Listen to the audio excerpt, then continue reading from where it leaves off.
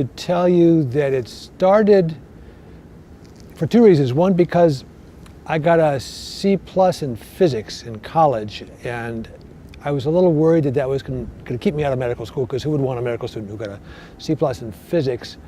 And then I was also the first medical student at UC San Francisco Medical School ever to be on the admissions committee, and so I got to see these admissions files. This was back in the late 1960s, early 1970s, and I saw how it wasn't just a C+ in physics. You get a C+ in organic chemistry, and they're not going to take you into medical school.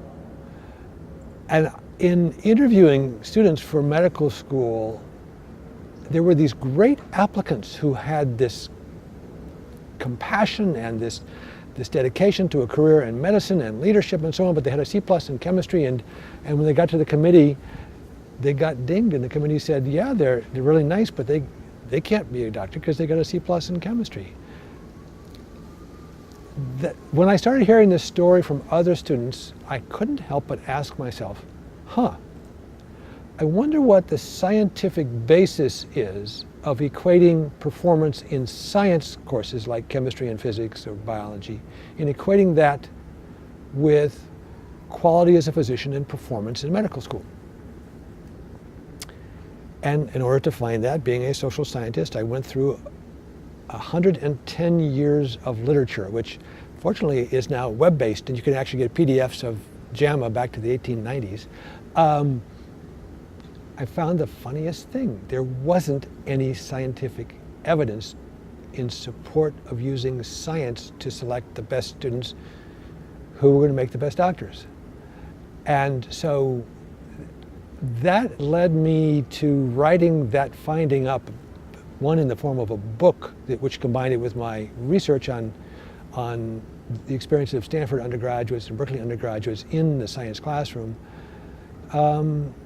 And it also led me to be invited to write a short 2-page commentary for the journal The Lancet on why I saw belief that science predicts who's going to be a good doctor. That belief is actually superstitious. It's a superstition.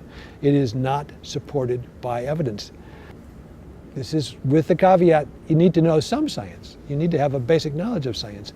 But beyond that basic knowledge, this belief that the more science you learn is a predictor of how good a doctor you'll be turns out to be unscientific. And it certainly is the case that medical schools, in addition to producing practicing clinicians who go out into the community and treat patients, it also trains physicians and scientists as researchers, those who develop the advances in medical knowledge and medical technology and pharmaceutical treatment.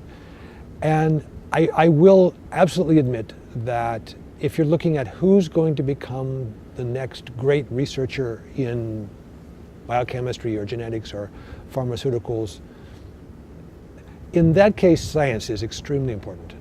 And that person really needs to be thoroughly versed in science, and their performance in science as an undergraduate will be a strong predictor of their capability as a scholar of science, as a researcher, as a biomedical scientist. But if you look at medical schools nationally, those medical students who are going to become researchers make up 5 to 10% of medical students. The other 90% plus minus are going to be practicing physicians. And you can't be an excellent practicing physician if you can't establish trust with the patient, if you can't communicate with the patient, if you can't convey empathy to the patient. These are things that patients see as signs of excellence in a physician. And there was this interesting study out of a medical school in Australia that administered the California Personality Inventory, a standardized personality test to students before they started their pre-medical sciences. And then they saw how they did on their pre-medical sciences. And the strongest association they found was an inverse association between how you did in your sciences and how you scored on the scale of empathy in your entering freshman test, i.e., the higher you scored on empathy entering your pre-medical sciences, the lower your science grades. The higher your science grades, that lower your empathy. So given evidence of an inverse association between one's natural natural capacity to empathize and one's ability to do well in science courses, one might suggest that let's do it this way. Let's say that everyone needs a certain threshold of scientific knowledge. You absolutely need that for medical school.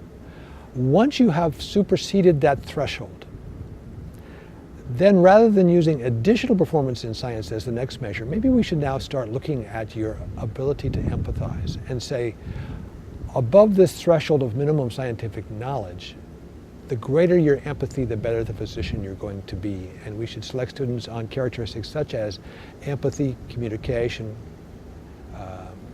capacity to communicate,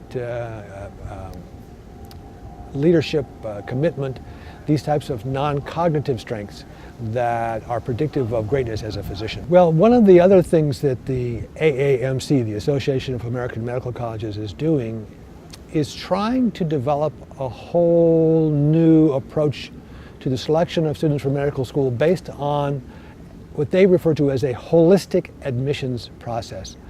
They really want to know more about the whole person. Who is this person who's applying to us? Not just their scores, not just their test scores or their grades.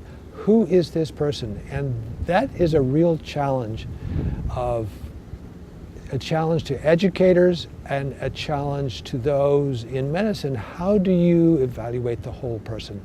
I've been here for 16 years. If we come back 16 years from now, I think you'll see a human biology that is actually taking a major leadership role in re-examining how we teach science to undergraduates who have an interest in a career focused on issues of healthcare, health policy, environmental policy.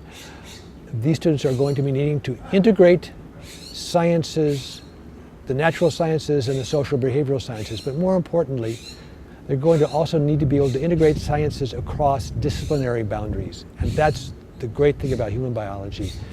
It, for decades, has been integrating sciences across the boundaries of the natural science and social behavioral sciences into one pedagogy.